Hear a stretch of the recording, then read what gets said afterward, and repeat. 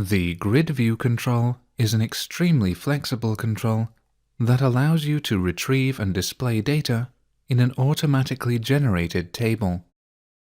In this lesson, you'll create a basic GridView control that displays invoices in order of date. To begin, open the Spark project from your Sample Files folder.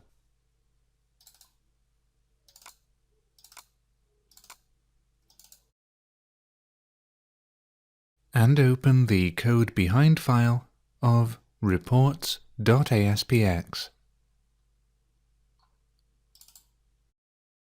Now remove all code from the page load event handler. Next, you're going to add a link data source control to the page. Open reports.aspx in Design View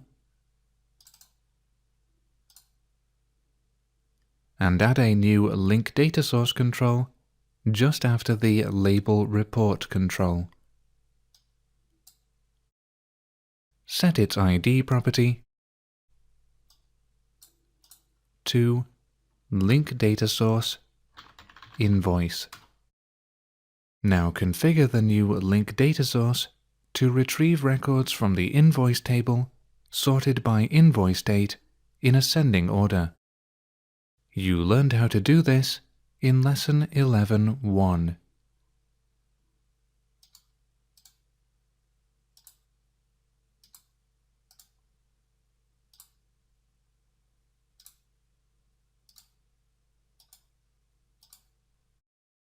Next, add a GridView control from the Data category of the toolbox.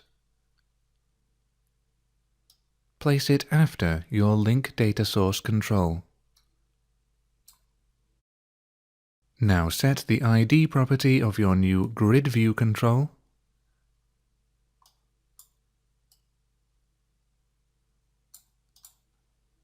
to GridView invoice, and set the Enable View State property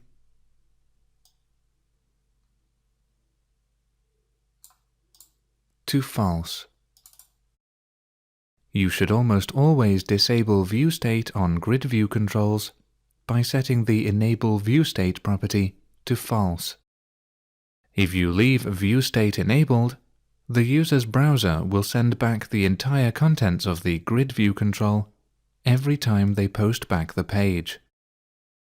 The only time you might want to have View State enabled is if you have a particularly slow query.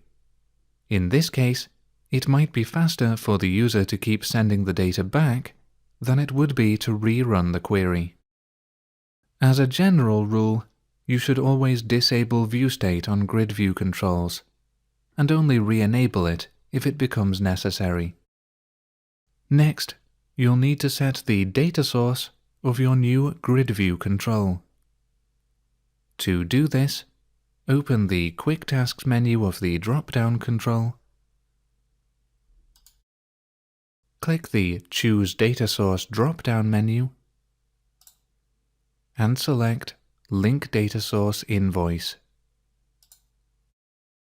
The columns from the invoice database table are automatically added to your GridView control. To edit the columns of your GridView control, open the Quick Tasks menu again and click Edit Columns. Now click Invoice ID in the Selected Fields box and click the Delete icon to remove it. And delete the Customer ID field in the same way. Next, click the Invoice Date field. The Invoice Date field's properties are displayed in the Bound Field Properties box on the right. Scroll down and find the Data Format String property.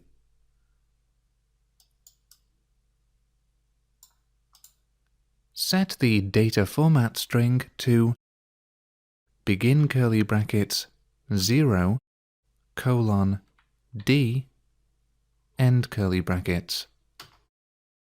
This is a data format string. Data format strings aren't the same as the format strings that you learned about in Lesson 5.9, but they have a similar function. The most useful data format strings are short date, long date, short time, currency values, numbers, and numbers using the indicated number of digits. For example, 12.1 would be formatted to 012.10. Now select the Invoice Amount field and set its data format string to 0:C. Now click OK. As you can see, the Invoice ID and Customer ID fields have been removed, and the Invoice Date and Invoice Amount fields are easier to read. Your GridView control looks nicer now, but it's not as attractive as it could be. You can use Auto Format to change that very easily. Click Auto Format from the Quick Tasks menu of the GridView control. Select the Classic format and click OK. Close your web browser now, saving your changes if prompted.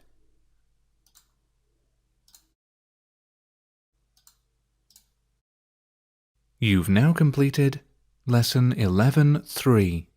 Use the GridView control.